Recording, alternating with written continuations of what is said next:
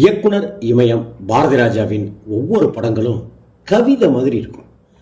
அதே போல நம் வாழ்க்கையில இளையராஜாவின் இசை இல்லாத ஒரு நாளை நம்மளால நினைச்சு கூட பார்க்க முடியாது. தமிழ் சினிமாவோட புது ரத்தம் பாய்ச்சியது போல ஒவ்வொரு வரிகளையும் இழைத்து இழைத்து கொடுத்த வைரமுத்துவின் வரிகளை நம்மளால எப்ப மறக்க முடியும் சொல்லுங்க. அதே போல தமிழ் சினிமாவின் கலைத்தாயின் தவ புதல்வன் நடிகர் திலகம் சிவாஜி கணேசன் அவர்களுடைய ஒவ்வொரு படமும் ஒவ்வொரு விதமான முறையில் அவருடைய நடிப்பாற்றலை நமக்கு பறைசாற்றிக் கொண்டே இருந்துச்சுன்னு தான் சொல்லணும். அந்த வகையில் சிவாஜி சாரை வேறு ஒரு விதமாக நடிக்க வைத்த பெருமை பாரதிராஜாவுக்கு உண்டு. அப்படி பெருமைக்குரிய படமாக பாரதிராஜா சிவாஜி கணேசன் அவர்களுக்கு மரியாதை செலுத்துகின்ற படமாக அமைஞ்சது தான் முதல் மரியாதை. சிவாஜி கணேசன் சாருக்கு முன்னாடி இந்த படத்தில் நடிக்க வேண்டியவர் யாருங்கிறத இந்த வீடியோனுடைய கடைசியில் சொல்கிறேன். ஏண்டா உங்கள் ஊரில் முகம் பார்க்கறதுக்கு கண்ணாடியே இல்லையாடா அப்படின்னு சிவாஜி சார் பாரதி ராஜா சார்கிட்ட கேட்டிருக்காரு. பாரதி ராஜா அவர்கள் ஒரு முறை சொன்ன தகவல் சுவாரஸ்யமானது. சிவாஜி சாரை வச்சு முதல் மரியாதை படம் பண்ணுறதுன்னு முடிவாயிடுச்சு. எல்லாம் ஆரம்பிச்சிருச்சு. மைசூரில் ஷூட்டிங். சிவாஜி சாரும் வந்துட்டார். ஆனால் எனக்கு தான் ரொம்ப ரொம்ப படபடப்பாக இருந்துச்சு. அவரை டைரக்ட் பண்ணுறதுனா சாதாரண காரியமா? அவரோட படங்களை பார்த்துட்டு தானே அவரை போல நடிக்கணும்னு ஆசைப்பட்டு தானே நம்ம தேனிலேருந்து புறப்பட்டே வந்திருக்கோம். கொஞ்சம் பதட்டமாக தான் இருந்துச்சு.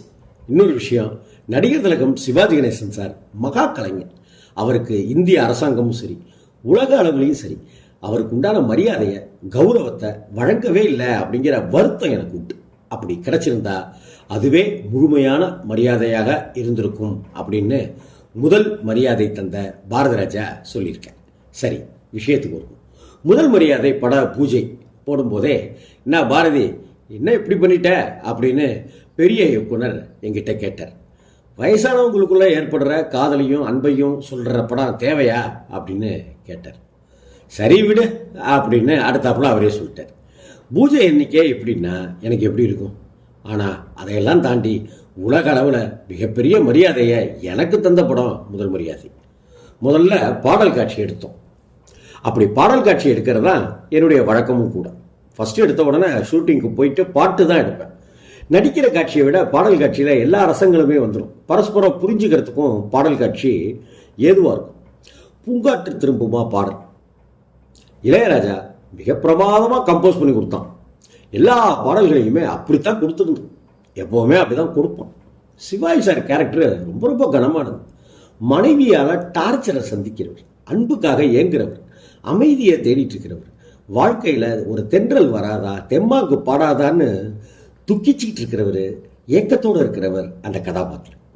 விவசாயி தான் அப்படின்னாலும் நாட்டுப்புற கலைஞனுக்கு நிகரான கலைகளை மனசுக்குள்ளார வச்சிருக்கிறவர். குருவியை பார்த்து பாடுகிற எளிய மனசு கொண்டவர், கிளியை பார்த்து பாடுறவர், எசப்பாட்டு பாடுறவர். Ilaiyaraaja great man. மிகச்சிறந்த இசையை கொடுத்தான். பூங்காற்று திரும்புமா பாடலை போலவே கிளியிருக்கு குளம் இருக்கிற பாடலும் ரொம்ப அழகாகவே பண்ணப்பட்ட பாடல் தான். Sivaji sir CS Jayaraman, TMS அப்படிங்கிற கலைஞர்களுக்கு தகுந்தது போலலாம் வாயசிச்சு பாடி நடித்தவர். தங்கப்பதுமை படத்தில் கொடுத்தவனை பறித்து கொண்டாட்டி பாடலெல்லாம் அவர் நடிக்கிறதுனாலையும் வாயசைப்பினாலையுமே மிகச்சிறப்பாக அமைஞ்சுது. பூங்காற்று திரும்புமா பாடலுக்கும் அப்படி தான் சிவாஜி சார் வாயசிச்சார். ஆனால் இந்த அளவுக்கு வேணாம்னு பூங்காற்று திரும்புமா பாட்டு வரி வாயசைப்பும் பூங்காற்று மாதிரியும் மென்மையாக இருக்கட்டும்னே அப்படின்னு அருமையாக சொன்னடா அப்படின்னு என்னை பாராட்டினார். நான் எதிர்பார்த்த மாதிரியே நடிச்சு கொடுத்தேன். வடிவுக்கரசியும் அப்படி தான். இந்த கேரக்டர் வேணாம், நான் நடிக்கலைன்னு முரண்டு பிடிச்சாங்க. சார் வேணாம் சார், என்னால் கத்தி பேசிலாம் நடிக்க முடியல சார்னு வடிவுக்கரசி அழுதுட்டாங்க. அப்புறம் அவங்கள சமாதானப்படுத்தினேன். பிரமாதமாக நடித்து கொடுத்தாங்க. இன்னைக்கு வரைக்க வடிவுக்கரசியினுடைய நடிப்பு சொல்லுகிற படமாக அந்த கண்ணாத்தா கதாபாத்திரம் முதல் மரியாதை பொன்னாத்தாள் கதாபாத்திரம் அமைஞ்சிருக்கும். அதே போல் பூங்காத்து திரும்புமா பாடலை இன்றைக்கும் ரசிகர்கள் கொண்டாடிட்டு இருக்கிறாங்க.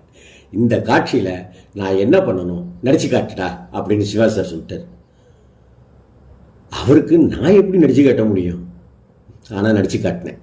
அவரும் சூப்பராக பண்ணி முடித்தார். டேய் நீ பெரிய கலைஞன்டா, நல்ல நடிகன் அப்படின்னு சொல்லி பாராட்டார்.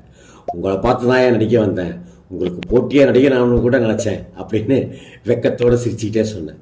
உடனே அவர் சிரிச்சுக்கிட்டு உங்கள் ஊரில் கண்ணாடிலாம் இல்லையாடா அப்படின்னு கிண்டல் பண்ணார். மறக்கவே முடியாது. அவரை இயக்குனதும் மறக்க முடியாது, அவரோட பழகிய நாட்களும் மறக்க முடியாது. சிவாஜி சார் எனக்கு தந்த மரியாதை, வெகுமதி அந்த திரைப்படம் அப்படின்னு பாரதி ராஜா நெகிழ்ந்து சொன்னது முதல் மரியாதை குறித்த நினைவுகளை உங்கள் கூட பகிர்ந்துக்க வச்சிருக்கு.